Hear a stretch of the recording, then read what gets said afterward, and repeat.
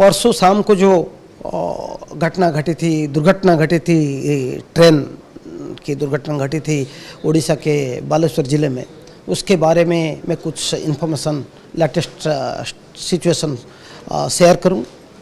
एक तो है, इसमें 3 पहलू है। एक है रिगार्डिंग द डेथ्स, जो पैसेंजर्स का बॉडी रिकवर किया गया है।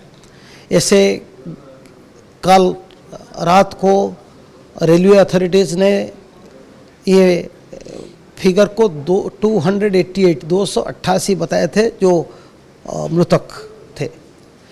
उनका फिगर को बेसिस करके फाइनली हम भी उसको वही माने थे और उसको भी मीडिया में शेयर किए थे। उसके बाद कल रात को 12 बजे के बाद डिस्ट्रिक्ट एडमिनिस्ट्रेशन, हमारा जो डिस्ट्रिक्ट मजिस्ट्रेट हैं, उनका सब ऑफिसर्स थोरो चेक किए हैं कि कितना डेड बॉडी आया, कहाँ से आया, कहाँ रेफर हुआ, कौन सा हॉस्पिटल से डेड बॉडी है या डेड जो इंजर्ड पैसेंजर का डेथ फिगर है, सब मिलाए थोरो चेक किए। तो उनको पता चला, आज सुबह 9 बजे तक सब दोबारा जब चेक कर लिए, उनको पता चला कि कल जो रिपोर्ट आया था उसमें कुछ डबल काउंटिंग था। कुछ फिगर ट्रैक से दिखाई दिए थे और वो हॉस्पिटल या दूसरे जगह पे भी उसको काउंट कर लिए थे। तो ये सब जो डुप्लीकेशन था उसको काउंट करने के बाद, हिसाब को लेने के बाद, अभी हमारा जो कलेक्टर साहब हैं वो चिट्ठी लिख के हमको अवगत कराए हैं कि फाइनल जो डेथ फिगर है वो 288 नहीं, 275 है। और वो 275 से 78 जो डेड बॉडीज है, मृतक है, उनका आइडेंटिफिकेशन हो चुका है और उनका रिश्तेदारों को ये सौंप दिया गया है। और 10 डेड बॉडी इस बीच में आज 9 बजे के बाद, ये अभी तक 10 डेड बॉडी का पहचान हो चुका है और उनका जो रिश्तेदार है उनको हैंडिंग ओवर प्रक्रिया चालू रहा है, अभी चालू है। तो और बैलेंस रहा 187 केसेस। इसमें से 170 अभी भुवनेश्वर का एम्स या दूसरा हॉस्पिटल का मोर्चुअरी में सब गृह में उसको रखा गया है। और 17 नंबर डेड बॉडी को अभी कलेक्टर साहब ने उनको भेज रहे हैं एम्स भुवनेश्वर को मोर्चुअरी में रखने के लिए। तो ये जो 187 डेड बॉडीज है मोर्चुअरी में, उनको पहचान करना अभी ज़रूरी है। इसीलिए हम ये जो नंबर हैं वो उसका फोटोग्राफ को हम 3 वेबसाइट में स्थानित किए हैं। और सबको हमारा ये अपील है कि हमारा जो भी सोचता है कि उनका रिश्तेदार का कोई ये ट्रेन में ट्रैवल कर रहे थे और उनका कोई सूचना नहीं मिल रही है, ये हमारे ये तीनों वेबसाइट से एक ही, कोई भी एक वेबसाइट जाके देख सकते हैं ये जो फोटोग्राफ हम पोस्टिंग की है। लेकिन ये फोटोग्राफ जो है थोड़ा, आप जानते हैं ये किस भयानक दुर्घटना हुई थी, तो ये फोटोग्राफ कभी ये प्लेन फोटोग्राफ नहीं है, इसीलिए इसको हम थोड़ा डिस्क्लेमर के साथ इसको पोस्ट किए हैं वेबसाइट में। और तीनों वेबसाइट जो है मैं उनका वेब एड्रेस देता हूँ। एक है www.osdma.org, all in small letters.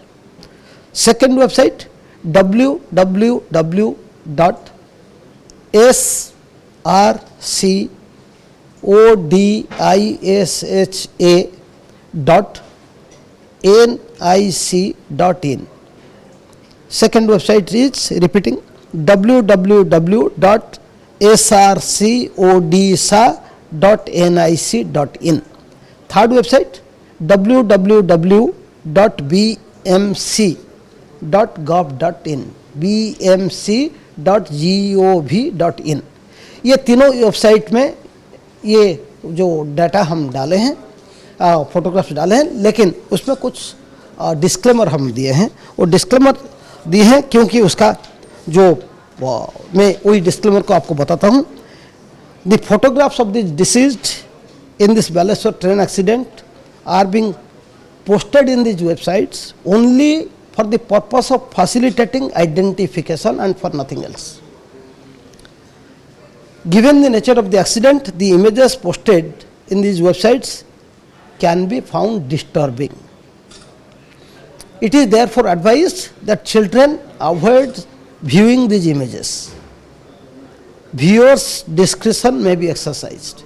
And lastly, the most important disclaimer: none, including media or individuals or firms, etc., shall reproduce or publish and use these images for any purpose without prior written approval of the Special Relief Commissioner Odisha. That means these images will be viewed in the website only for the purpose of identification and nothing else. They can't be used for any other purpose.